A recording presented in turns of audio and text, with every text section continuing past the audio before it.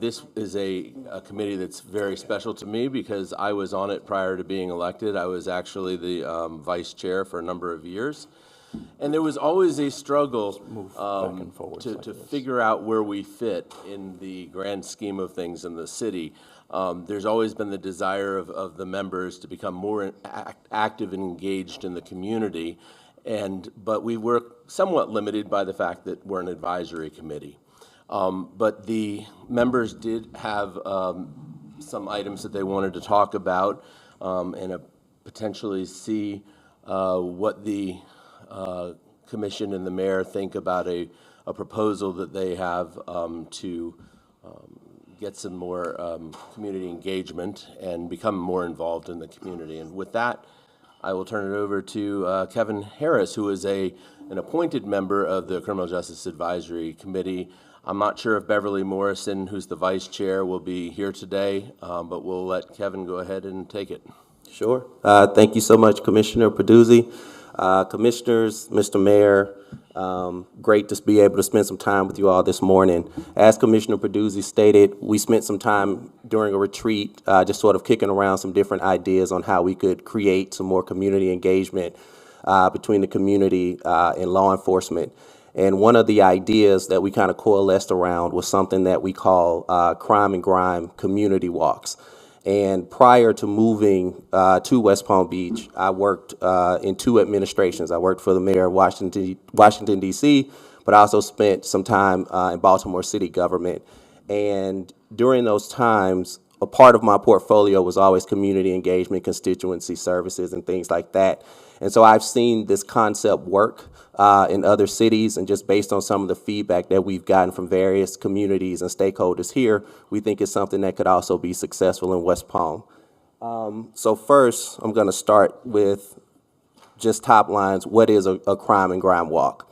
So crime and grime walks bring together community and government leaders in a visible demonstration of commitment to a clean and safe city. The second bullet is really my favorite because it says crime and grime walks are intended to present a whole of government approach to public safety, rooted in the belief that areas with high crime also suffer most from grime and blight. And this last point is my favorite. Public safety is not just law enforcement's responsibility. I have found over time that law enforcement sort of appreciates that sentiment and that support, but also the community appreciates seeing that the highest levels of their government are really sort of taking a whole of government approach to keeping them safe. During the walks, government agencies are mobilized to concentrate resources and remove blight in partnership with community leaders.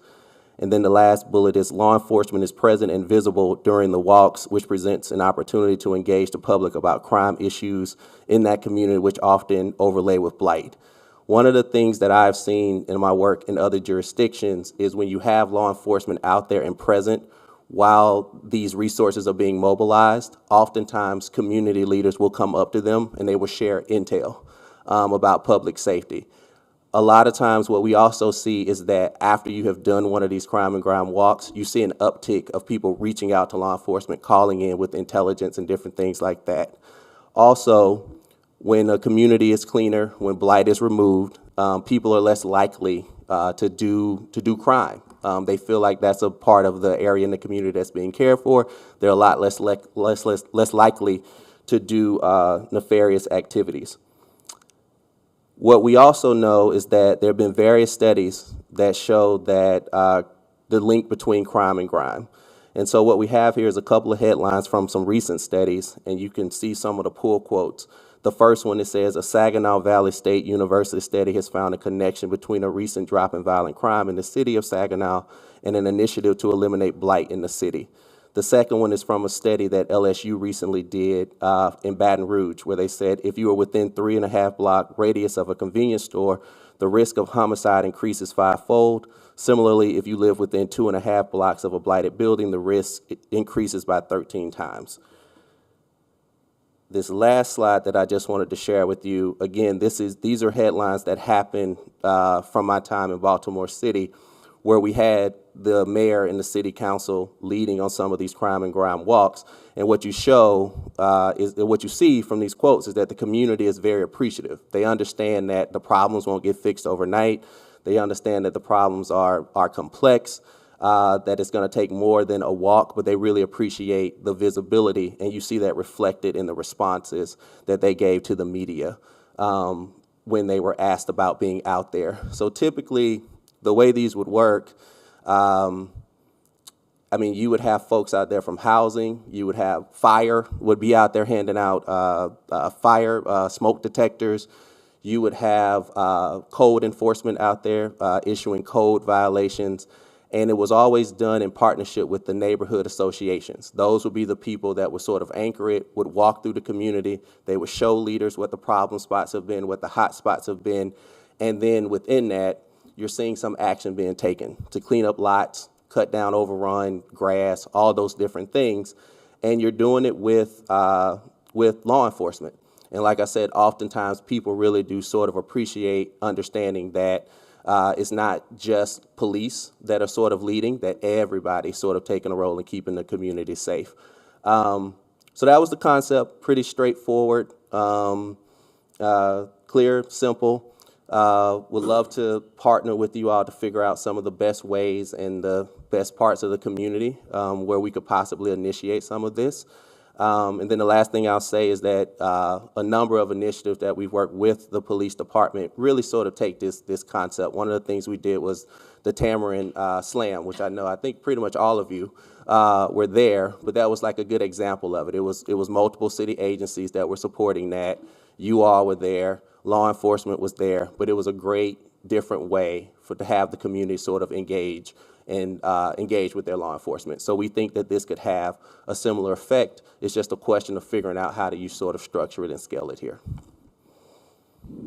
Thank you for that presentation. And you did allude to some efforts. I know that under Chief Adderley's leadership, some community engagement efforts that we've been having, and I didn't know how familiar you might have been with those and how this would differ. It sounds like this would maybe have the additional twist or tweak of addressing whether it's code violations or other types of things. So I think the first thing is that it would start with a conversation with the chief, and I think Kevin Jones is part, because I know we used to do these walks in the various communities years ago.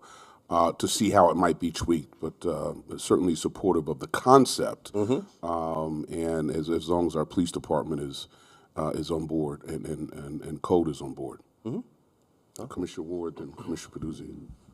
Thank you. And I do want to add on to that, because I was trying to, while your presentation is like, we have Keep West Palm Beach Beautiful, and Dwayne White has been working with our police, and at least in the area in the north, and with Spatera doing these crime walks. And so I don't know what the difference, I want them to continue, and I think everyone wants them to continue, because, they went underneath the underpass and over lakes and cleaned up and walked around, and then I went back a week later and we've got the same issue again. And so it's going to take over and over again. So I guess I'm trying to understand, I wish we had someone from the police representative here to understand what they're doing right now and and what the initiative is now with that versus what crime and grime would entail, if there's differences between those two.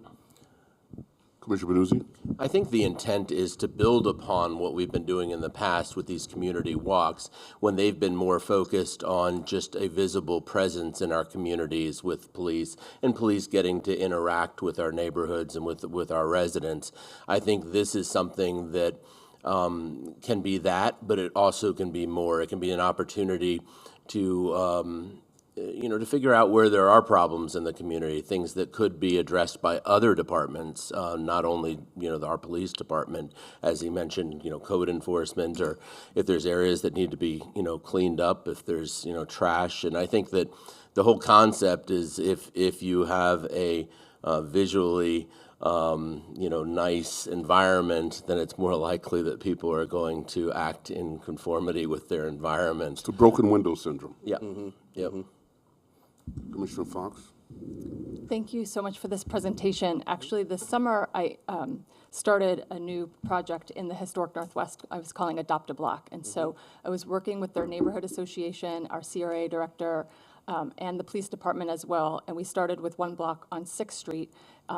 Officer Buxton came out with us to do a subted assessment, and we walked with the neighbors. Public Works was there. Keep West Palm Beach Beautiful team was there, and we identified a lot of issues. Just exactly what you're saying. There's a lot of blight in those issues. The reason we picked this street is because there were particular issues that we already knew about, so that we wanted to identify how the police department might, make recommendations. And so were able to, for example, there was a lot of graffiti on all the stop signs. They were fixed within a week. There was illegal dumping. There was actually an illegal dump truck that had been sitting in somebody's driveway for months that had been left there by absentee landlord. And so we had that ticketed and removed by code. The police officer actually sent our police dogs the next day and made several arrests based on a house that we passed by that there was a lot of illegal activity going on while we walked by. Right now, we are also working on the sidewalks. There are many sidewalks on that street that there weren't any sidewalks. There were just sinkholes in the sidewalks. And so a lot of what you're saying, it was leading to a lot of just not positive feelings about the street. People weren't feeling proud to walk home at night. People are scared to have their kids in the street. So it's something that I would love to see this instituted citywide in some way. We also have this new program that the mayor's office put in last year, the West Palm Beach Key. I don't know if you're familiar with it, but to me, it's something that I think if more people in our city could know about it, essentially, it's like you could take a picture of a pothole or a graffiti or a sidewalk missing, and it can go right to the department that needs to fix it. And so instead of, we may not be able to go to every single street with this program that you're talking about, but if we could let people know that they could be their own black captains and help us identify what is, the issues on their street, and we could all work together. I would really love to see something like this move forward, and look forward to talking to you more. Thank you. Thank you. Commissioner Lambert? Thank you so much. First of all, I just want to say thank you to Kevin. I met him a couple of years ago when he first moved to the area, and he's a great example of our residents who come with great experience from outside areas and who dive in, who really want to make a difference. So thank you for jumping in. I'm so happy to see you presenting today. It's interesting because I went to the CRA meeting this weekend, and as I was driving through the neighborhood, I was remembering some of the peace walks that we used to have. And I think what we've all touched on is there are amazing aspects in each of these projects that we're already doing. Adopt a Block, Keep West Palm Beach Beautiful. I know that the mayor has walked with department heads and identified issues, but maybe what the next step is a coordinated effort, a cadence of accountability, a schedule of some sort, and looking at our prioritized areas, because it sounds like we're all doing some of this in many different aspects of the city, and just putting some kind of coordinated effort to it. So I appreciate you bringing this up today. Thank you. Any other questions, observations? I would say, and I don't know,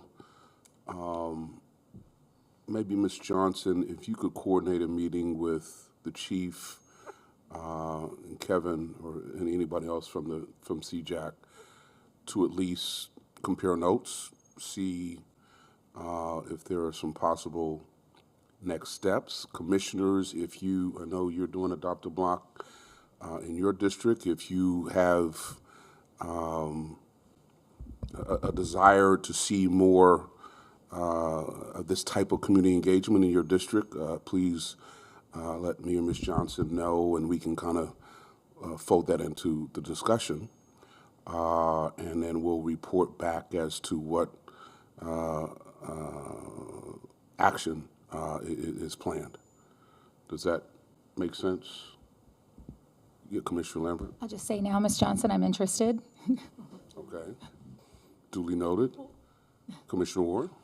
I know that because Spatera has said that they're doing this and have them scheduled, maybe we all participate in the next one that the police already have scheduled with you all to see if there's ways that we can enhance what they're already working on in the area. That might be an option. Or if we have, the Chief Adderley come and speak at one of our next work sessions, we have that as a topic of discussion. Because like I said, they are doing that. That's gone to that direction, and it was stemmed first from Keep West Palm Beach Beautiful. but we've had code, we have fire. I don't believe we've had, we've had code and police, but I don't believe we've had fire. And even, Penny Redford's department out there, because they always have free stuff to give away. But right now, it is starting, so you're right, to have a more of a coordinated effort, and then to have accountability for it to continue is important as well. All right, and Ms. Johnson, if you could find out when the next one is scheduled for the North End and communicate that information to me and the commissioners so we can at least be aware. Because you said there's one already scheduled, Commissioner? Yeah, they've had two so far, and they said they were going to continue going out. That was one of their new strategies. So I assume that they already have it scheduled, but I'm not sure on the And date. who's organizing that? Spatera. Okay, so if you could just check with, I'll follow up. okay. All right, well, thank you again for bringing this Thank to our you. attention, and we will govern ourselves accordingly. Thank you. Thank you. All right. Next item is our Art Life's accomplishments over the last year in community building Frame Your Neighborhood project, which is exciting. I think it's exciting. Thanks, Mayor. But Sabili will make it even more exciting. So, Ms. Welter. Thank you. Good morning, Mayor, Commissioners, Sabila, Director of Arts, Culture, and Community Building. Let me get to my spot here. So when I was putting together the annual report, which is always exciting to look back because the Art Life program ebbs and flows. Something's beginning, as something's in the middle, as something is coming to completion. And so a lot of what I'm presenting today, I haven't presented to anyone before because I realize that you often, as commissioners, see the renderings and concept, and then you go right to, hey, it's completed, and you don't see the in-between. And I think it's really important, and this came out of a lot of different questions that the public asks, that you see what happens in the in-between, because there's a tremendous amount of work and coordination. It's not just being creative. So I have 7 Art Life committee members and 2 alternates. They are appointed by the mayor, and they are a mixed group. Some of them have art backgrounds, not artists, but they have curatorial, historical. Some of them are business people, architects. So it's a really eclectic group. I conduct my meetings very intentionally, very similar to this, where we see each other. So there's a lot of dialogue and discussion because art does need to be discussed. So the first piece, just as a reminder, and this is, I'm going to be candid here, this is a big deal, folks. Fred Eversley is a big deal for the city of West Palm Beach. The Related Companies has commissioned a tremendous artist in partnership with the city and the CRA, and Fred Eversley's piece, his largest public commission in his entire art career, will happen in the city, and it is slated for summer of 2024. So it's really close. Then the next piece is Rodrigo Garza, excuse me. And he is creating a piece for the 300 Banyan. You saw this, it was purple. This is in its stage of, in production. Let me just show you this.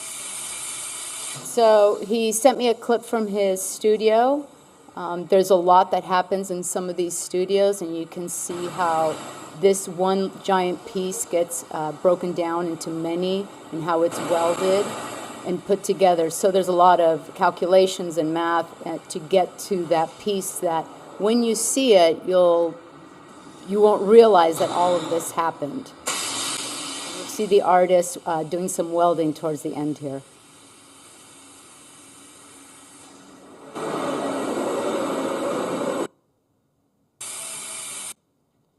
Another one that's coming from the same developers is Wheezy for 11 Olive. And in here, I asked her to send images of a piece that was very similar to what she's doing in West Palm Beach. I wanted to show you the perspective in which an artist is working in when they do murals that are 3, 4, 5 buildings, stories high, and that this person is creating these giant flowers and butterflies, but look at the perspective, how close she is to that wall in order to then create something that you will see from blocks away.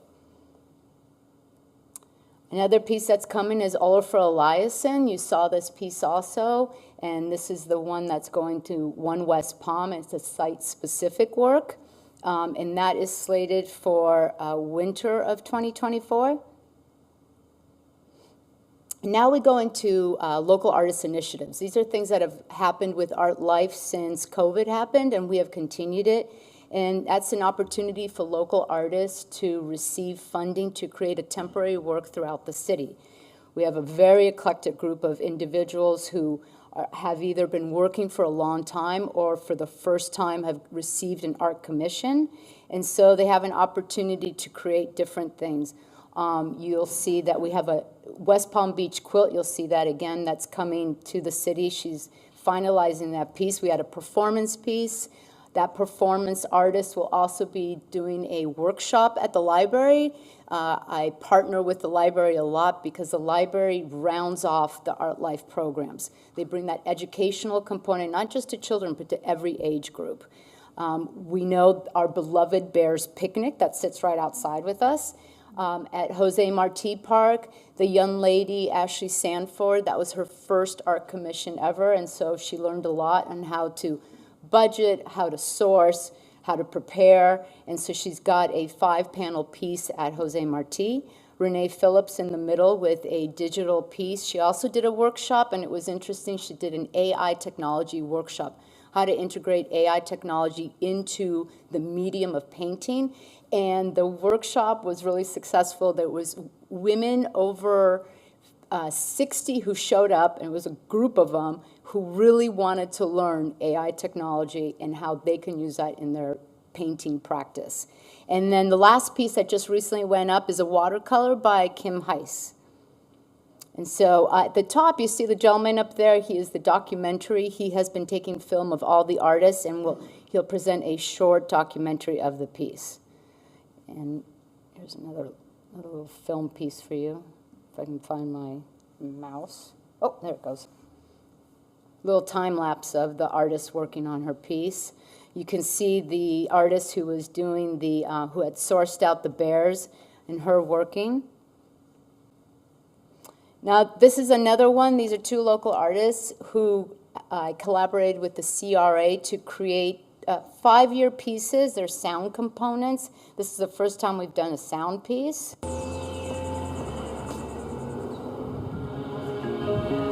There's one at Serenity Park and one at Blum Park. It's just a different experience to understand your space more.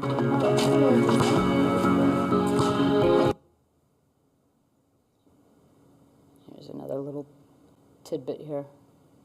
I can turn this up if you want.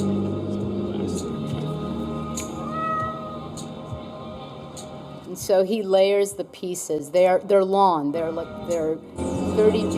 30 minutes, and they layer one into another. Molly Aubrey, she did. This is the completed piece for Blum Park. They're made out of steel, and they're pieces that seem to be part of the entry point into Blum Park. You also saw this gentleman, Alexandra Arecha, the Cuban artist, who will be bringing in sound rippers for Celeste Palm Station. And if you haven't seen this piece at night, I tell you, you must go see it. This is actually a West Palm Beach native, and I have a really tremendous video for him. My name is Ben Leone. I'm a painter and sculptor from Palm Beach, Florida. It was kind of like a back and forth a bit in my own mind about how I was going to begin this process. Ultimately, it came down to this is a large facade and I have to create something that's impactful on that scale. I like getting into all of the things that go wrong during the process. It's almost daily that you'll have to address adversity and figure out how to make things work. This much space left. The floor was going to be too tight. I started thinking conceptually about, how do I make something that's meaningful and relates back to the community and also speaks to West Palm Beach and myself. For me, that symbolism was represented in these orchids that you see everywhere in South Florida. just been working on filling in every single little piece of the battens, making sure the orchids are right, and spending a lot of time in the sun.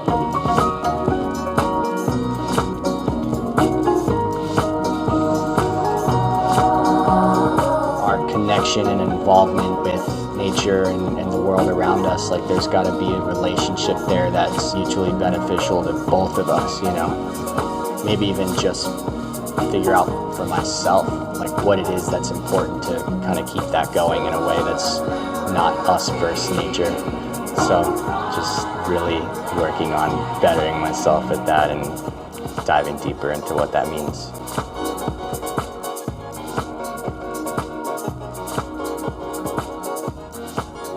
Pretty surreal.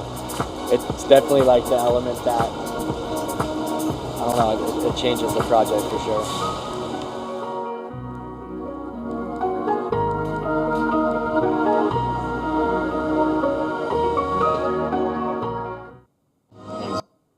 I mean, that was I hope that really gave you an idea of how much the artist put into that project. And it's wonderful because he grew up here. I mean, he was really born in the city of West Palm Beach.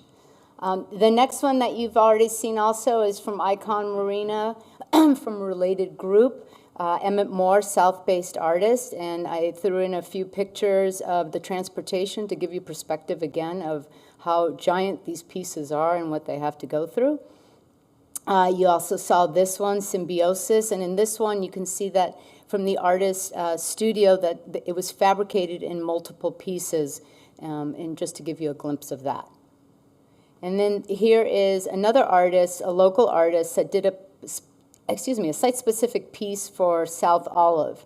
And you will see that it wasn't just the artist who worked on this. It took a tremendous amount of effort on her to collaborate with a lot of people who worked during the night specifically. And they worked at night because it's an east-facing wall and it is so hot to work during the day that it was easier to not only outline, but have everyone work in the cool of the evening. And so it took, at one point, she had 25 individuals working on the wall simultaneously, orchestrating the whole thing so that people were in collaboration on this one particular piece. You can see all the gold leaves going around. So again, I'm trying to show you that it's often not just one person. Artists are always collaborating as well, and that they need and they seek out different individuals to help them out. And if you haven't seen this one's a beautiful piece, especially when the light hits it in the morning light. So far, I've heard really good things about it from the community. Let me just go to the next piece. So this one, it should be marked on all your calendars because I asked for it to be marked for December 1st. Save the date. This is when Nikisha Durrett's Genius Loci comes in to Heart and Soul Park. And this is a piece that she's been working with the community for a while now. And let me write. The dance, the art, or is it the piece? No, it's just a fun animation because it's the sound piece. So one of the inspirations besides the community was a poem by David White, and he has this to say about Genius Loci. In the ancient world, the word genius was not used as much to describe individual people. It was used to describe places, and almost always with the word loci. And so genius loci meant the spirit of a place. We all have favorite places in the world. A seashore where you've got this ancient conversation between the ocean and the land, in a particular geography of the way that cliffs and the beaches are formed. A weather front of all these qualities that meet in that place.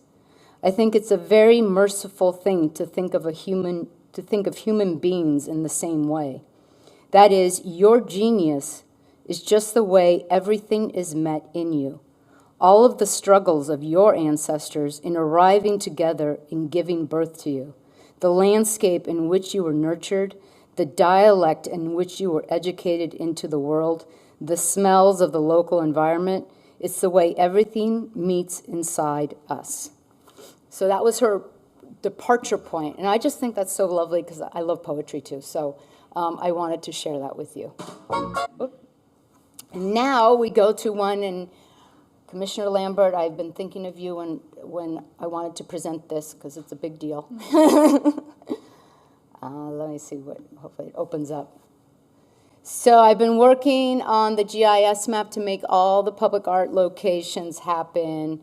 And working with GIS, we've created an art life story map. If it opens up for me, it should.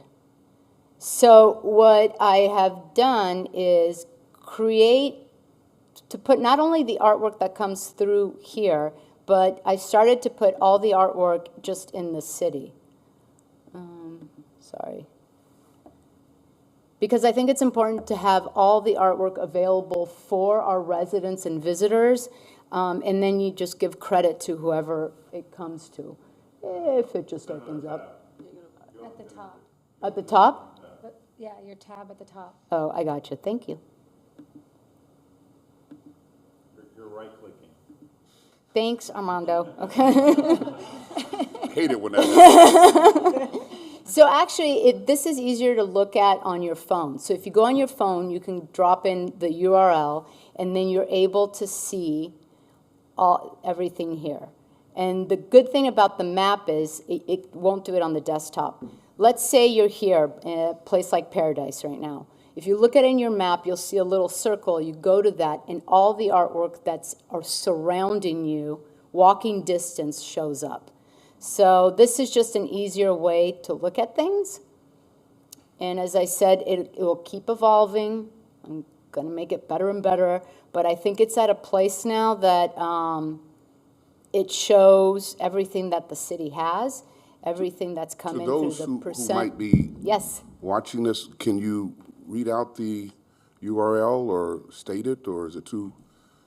Well, How would they get so that? if they're right just now, looking? they can get it in the city's website. Under Our City, go to Art Life, and it goes to the art installations. I'm working with Repeat our that slowly. webmaster to create Again, a I'm trying to short. anti there might be people watching Yep, this. yes. So please, So you repeat it go to slowly. Our City, Art Life, Public Art Installations, boom, you're there. Okay, thank you. And I will have a short URL soon. Sorry. So anyway, I don't want to take away from that, but we have that now, and it's very exciting because, as I said, it's got everything in the city. So if I have missed something, please just send me an email. I'm happy to add it. So why were you thinking of Commissioner Lambert when you? Because Commissioner Lambert, almost in every commission special? meeting that I present, asks about the map of all the art locations. Oh, okay. Yes. Thank you. I was gonna call it Art Life, or I was gonna call it the Lambert, so. If I could comment on that. Yes, you may. You know, I will tell you, I didn't grow up with a whole lot of art in my life. And as a city commissioner, as I've heard from residents and people who move here who are so inspired by the art that we have here, oftentimes they ask, like, is there a place I can go to see all of the art? And so I think that this is just important for people Yes, absolutely. who, you know, maybe have never been exposed to art, who don't get to go to galleries and who get to experience it in public life. So thank you so much. It's No, very no, exciting. thank you. It's exciting. And now the fact that you can put it on your phone is even more exciting without having to download the app. That's the key. So what's upcoming? Hold on. Commissioner Ward? I had a thought with that. I hope you share that with like Palm Beach County, the tourism department, because it'd be great for them to have a link to it for people coming here who know that, hey, I wanted to go to the Norton, I wanted to go to the sculpture garden, and to highlight that and say, look what else you can find in West Palm Beach. Yep, it's on my list, but thank you for the affirmation. So what's upcoming? So one of the, Art Life is working on several things with different partners, and one of them is called Play Art Connect. That's coming to the Great Lawn, and it started back a few years ago with our youngest creatives, and we were asking our young folk what kind of playgrounds they would be inspired to create. And it's going into, again, the green lawn, but the north side, the North Clematis side. It's a very, very specific area in the Great Lawn that we're looking into, and I'm working with the CRA, Parks and Recreation, for this one particular, and the DDA to rethink the visitor center, to create an imaginative playground, and Art Life has identified a very well-known female artist for a large-scale public art installation. So that'll come later on to you as well. Then just recently did this one. It's the Echo Lake Park. We went to Echo Lake Park. There were 3 conceptual sculptures that a local artist, Nestor Guzman, was able to discuss, and that community has voted on it. They have another week to make their vote. These have all been vetted through the Art Life, and they meet all the criteria. It's very exciting, and you see some of the folks there talking. Thank you, Commissioner Ward, for coming on that Saturday morning. I know those are hard, but it was well received. Another one that's coming, you've seen this one too, Aqua de Vida, and this is with Public Utilities and Public Works, and we'll be going actually this time to the north part of the city. Public Utilities and Public Works have identified where the next iteration of the stormwater drain awareness murals will be placed. And then I was speaking to you earlier about Jillian Kennedy Wright. She is creating the city's first West Palm Beach quilt. She has been working at this for now 9 months with the community. She has had workshops at the Green Market, workshops with the library, multiple over and over, and she brings the community to help her create what will be a 18 feet high, 15 feet wide quilt. And a lot of it has all the hands that you see that she's sewing together right now. Those are hands from our residents. Residents also wrote down things they loved about West Palm Beach, which she's included in this quilt.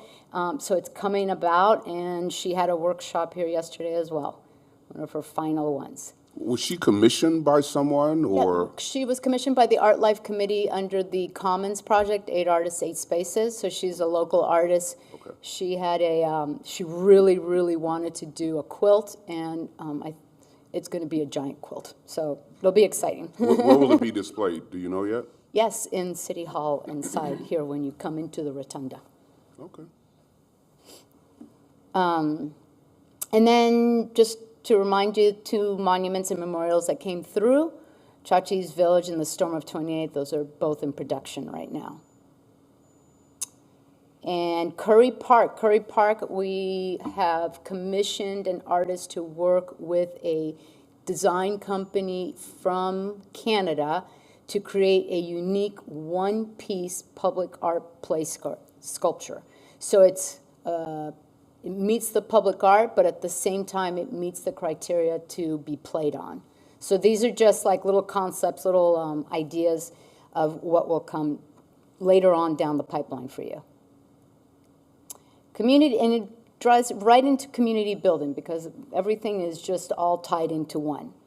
So another map I'm very excited about is the neighborhoods map, all the neighborhood associations. And this you can find in 2 different places in the city's website. This is under the mayor's tab, and if you look at neighborhoods first, you'll see this map, and it's also under all the GIS maps, and you'll see this map. And so the changes that have occurred is that now you can go and you can click on, and you can see where you're at, who your commissioner is, what district you're in. And then if you tap over, I'm doing it too quickly. You can also, oh, I'm sorry, it was the other way around. You can see who your contact is and their email, and then the other one is who your commissioner is as well. Further down, you'll see boundary maps if you'd like to look at it, and you can also do this, which gives you a demographic that's up to date and gives you all the key facts about that neighborhood. And each one is very different, so.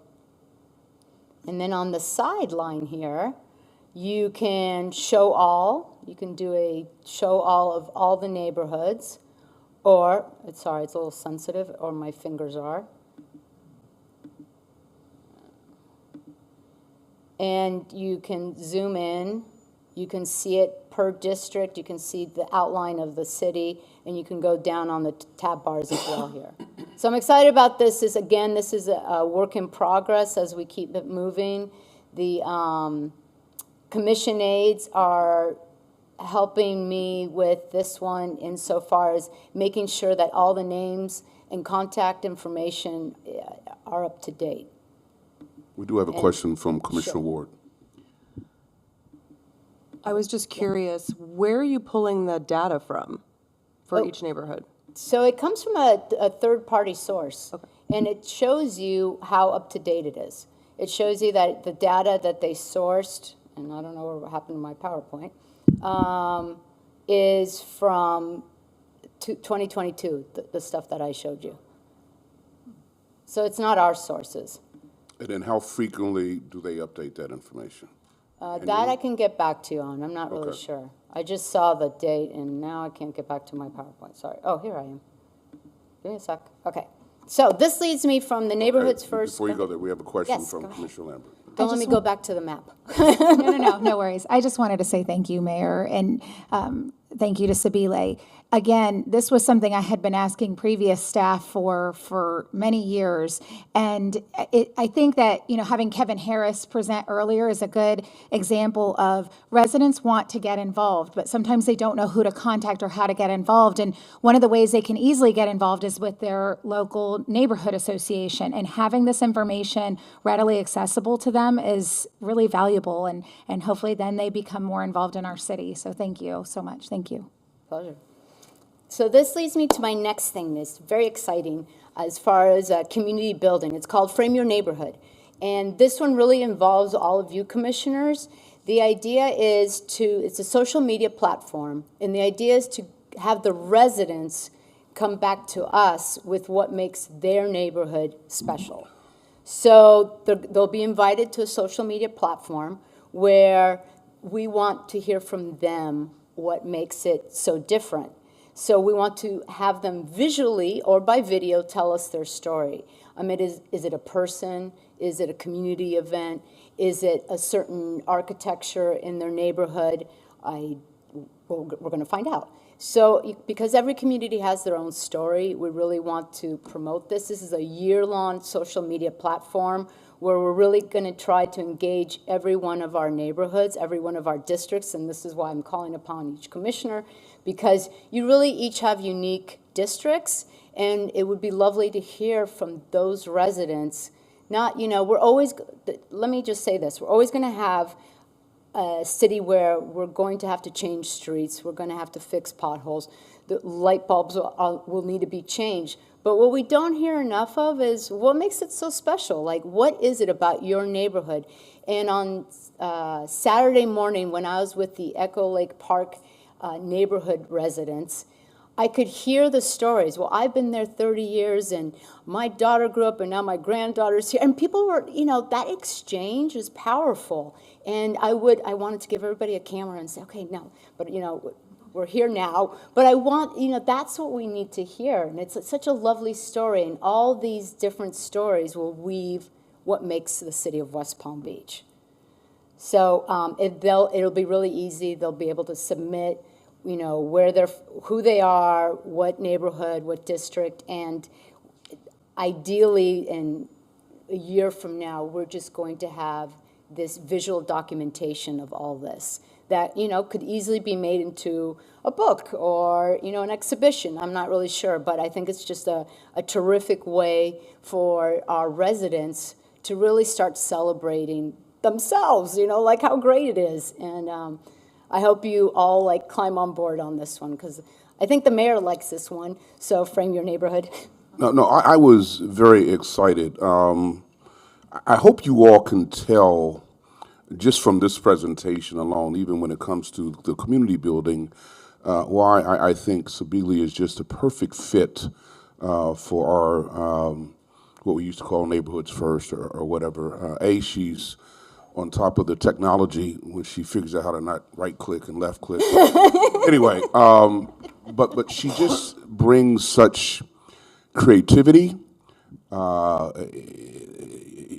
just out of the box thinking. And this is an example, you know, in our jobs as mayor commissioners, we hear so much negative. What's wrong? People are called to complain or emailed to complain about different issues.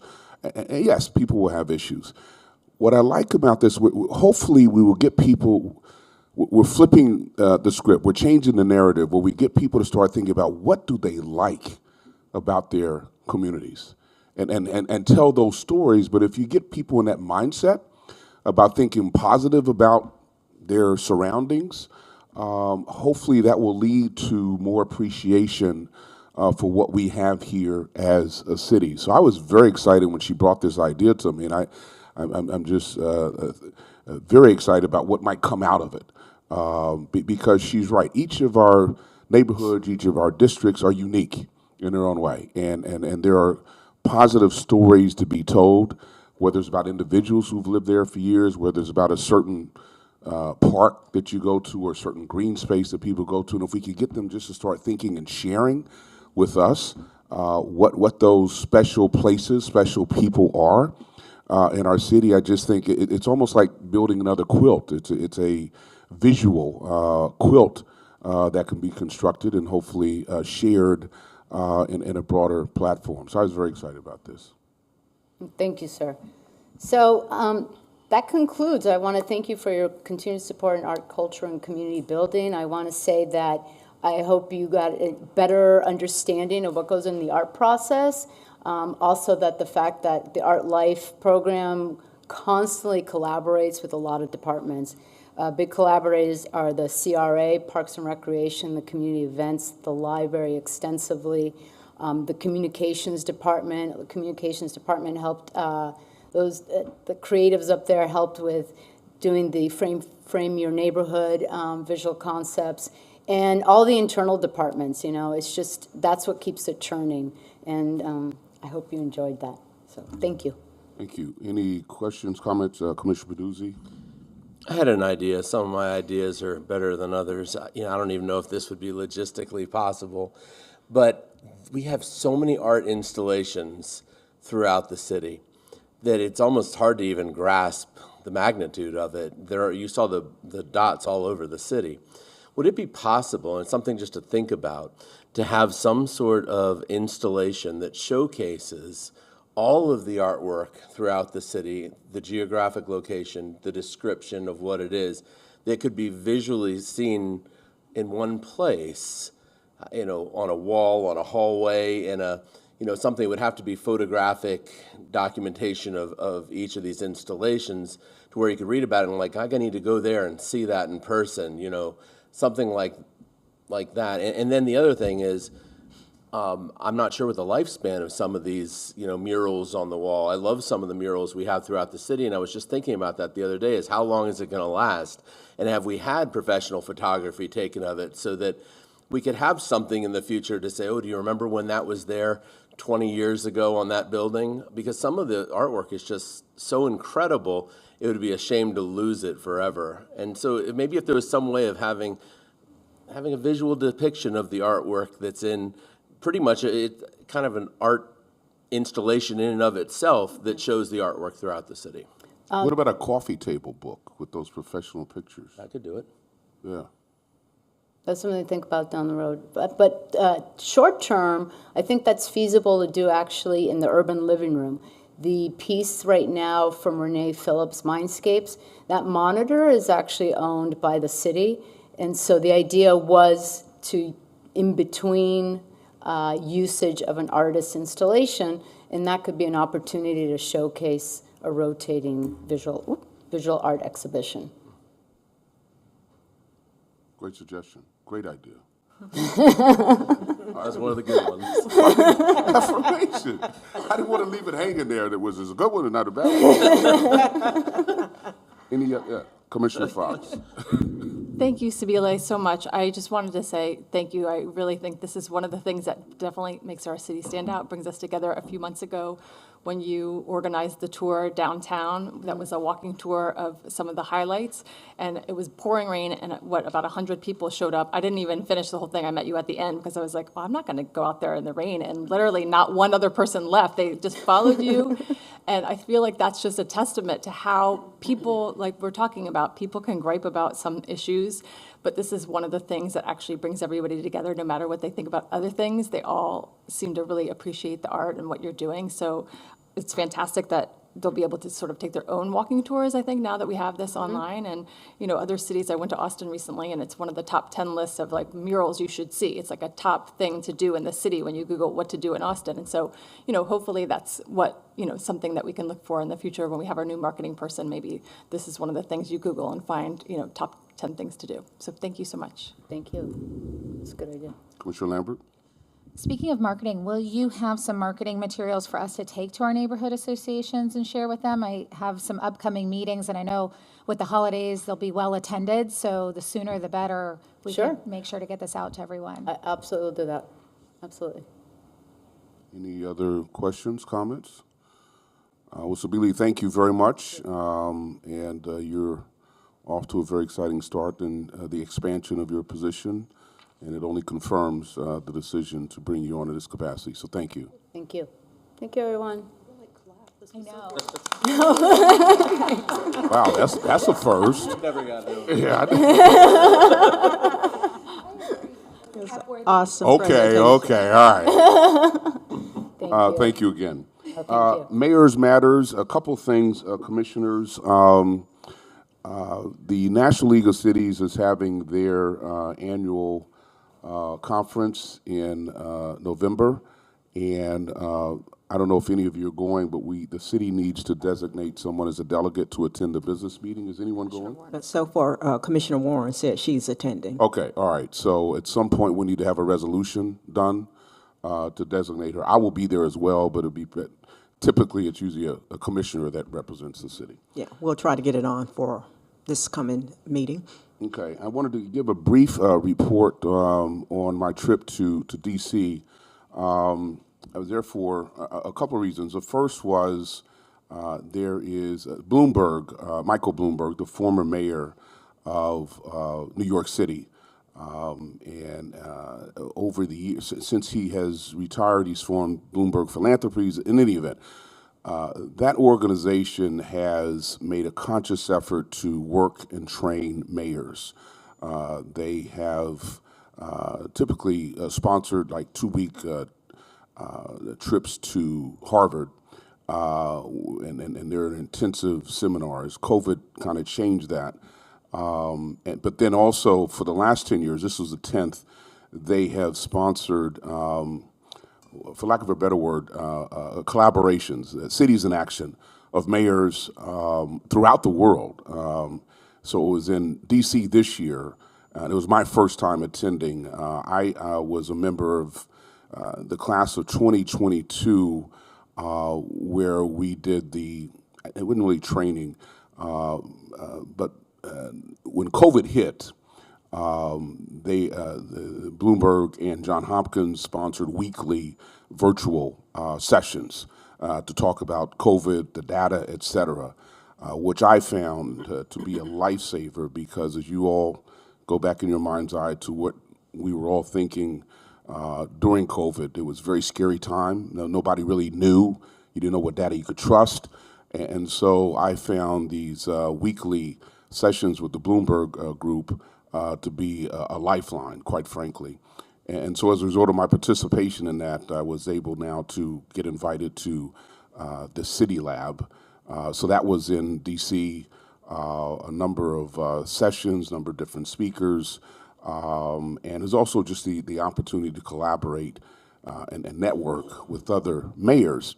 A lot of times when you're in this seat, you can feel like a lone ranger, particularly if you only are in the silo of your own city, which we certainly love.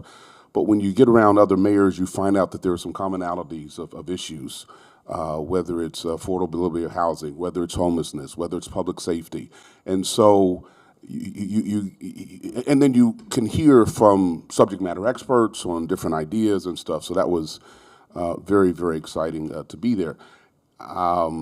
Coincidentally, there was an event sponsored by the White House on Thursday morning, which is something they call Communities in Action. It was sponsored by the Department of Intergovernmental Affairs, and they were bringing representatives of the state. They did it for, they've done it for a number of other states. I think Florida is the fourth one.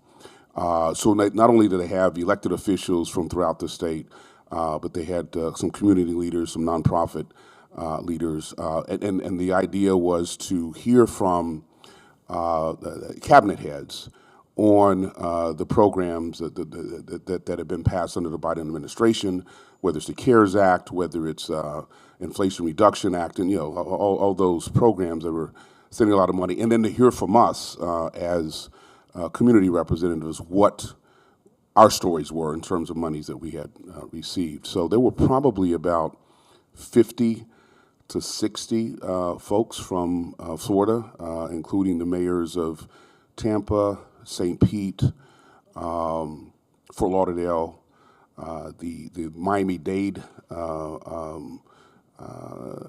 mayor, I think she's called a mayor, Miami-Dade County mayor, and myself, and then a number of other community leaders. So we heard from Tom Perez, who used to be Secretary of Labor under the, I believe under the Obama administration. He's now the head of the Department of Intergovernmental Affairs. Pete Buttigieg, who had just been in West Palm Beach the day before. And there were 2 or 3 other cabinet members. I don't have my list in front of me. So they presented to us and talked about some of the accomplishments of, and then it was nice to hear what some of the other communities have benefited from. I was proud to brag about the $8.3 million grant we got for the RAISE grant that we got that will help out in some of the Roosevelt estates with the streetscape and stuff like that. So I bragged about that. So that was pretty exciting. By the way, the Bloomberg thing, the Bloomberg event, all paid for by Michael Bloomberg and his organization. We stayed at the Waldorf Astoria Hotel in Washington, D.C., which used to be the Trump Hotel, the old post office, beautifully appointed. They bought out the entire hotel. There were no other events going. I have no idea what that price tag was. So they paid for our travel, our lodging, and very generous of Michael Bloomberg. But prior to him getting involved with mayors and educating mayors, I don't think there was really an organization that took that to heart. And as we all know, government closest to the people is that which is most essential. When folks complain about potholes, garbage not getting picked up, they don't call Tallahassee, they don't call Washington, D.C., they're going to call you or me. And so how do we become more effective as leaders? And it takes training. I mean, it's rare that any of us, I know I didn't, you went to a mayor, how to be a mayor class in college. I don't think anything existed. So when you get in this position, there's a lot of uncertainty. There's a learning curve, and so the Bloomberg organization with what they're doing with the training and development of mayors, I think it serves a very, very valuable function. So I was honored to be there to interact, and hopefully we'll continue to participate in years to come. And so I just wanted to share, and I do have some ideas. Ms. Johnson and senior staff, they hate it when I go to these things because I always come back with some ideas. So yes, I've got a pocket full, Ms. Johnson, that we will discuss later of exciting possibilities for our city. So that's why I was in D.C., and hopefully we'll have some tangible discussions about some specifics. Mayor, can you repeat that statement again? Which About statement? our perspective when you come back with, never mind. Just think about the Eagles winning last night, Ms. Johnson. All right, okay, that's all I have. Anything for the good of the body, commissioners? Yeah, Commissioner Ward? Did you ask him, did he just happen to Spatera come in because you asked him, or it was just coincidental?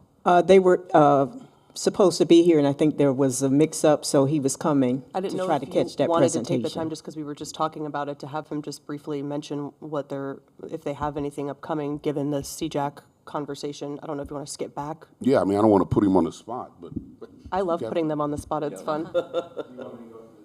yeah, to the mic, please, because this is being recorded.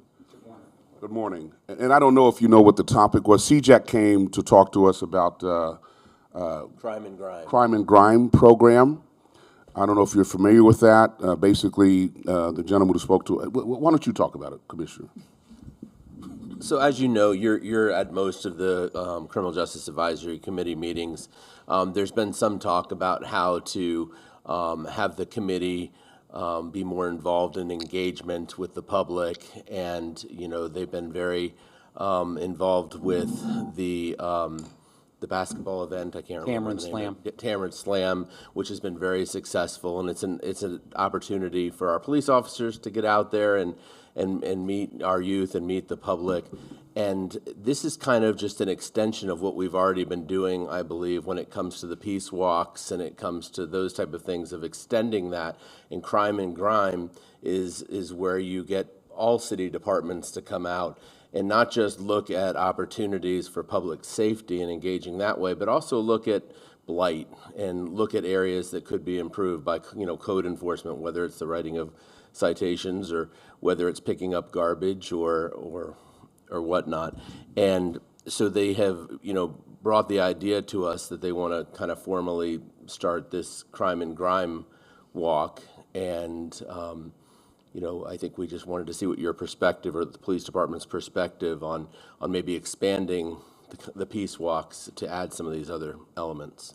I think that's an excellent idea, like the mayor had mentioned about, we have the monthly crime meetings, and typically, we hear about crime, but we also hear about potholes and traffic and garbage as well. So I think that's right on point for what we need to do. We would fully support that. Commissioner Ward? The reason I brought you up is because you guys are kind of already doing that with Keep West Palm Beach Beautiful, and so I wanted you to maybe talk about, because at two of the last police meetings, you've mentioned that hey, we're going out, or have a group of people, and so I was trying to understand the difference between Crime and Grime and what the initiatives are now, and then invite everybody to come out to I don't know if you have the next one planned yet or not, but to have everyone come out when the next one is planned. Because you did have code, I don't think you had fire. We had code, Keep Us Pump Beautiful, I think Penny Redford's off, somebody from Penny Redford's, maybe not, and then police. Yeah, so through Dwayne White, we coordinated, Code was already planning on doing code walks like we used to do in the past. We've started that. We partnered with Dwayne White to identify sanitation issues as well, but I think I think we should expand it, absolutely, and address all, concerns of the neighborhoods. Well, Ms. Johnson, I would like to keep my request on record. If we could bring Captain Spatera, the chief, together with the gentleman that spoke, Kevin Harris, and see if there's some common ground there that we can either continue what we're doing, expand what we're doing, tweak what we're doing to accomplish that purpose, and then get back to the commissioners at some point with what our plan is going forward, if it's going to be kind of staying on the same course or adjusting it, but at least have the conversation. Will do. And just coincidentally, in our one-on-one this afternoon, I have a proposal to present to you for your consideration that relates to this matter. Fantastic. Thank you. Thank you. Thank you, Cap. Anything else? Thank you. Okay. Well, that's all I have. So this meeting is adjourned. Thank you all very much. Need a second.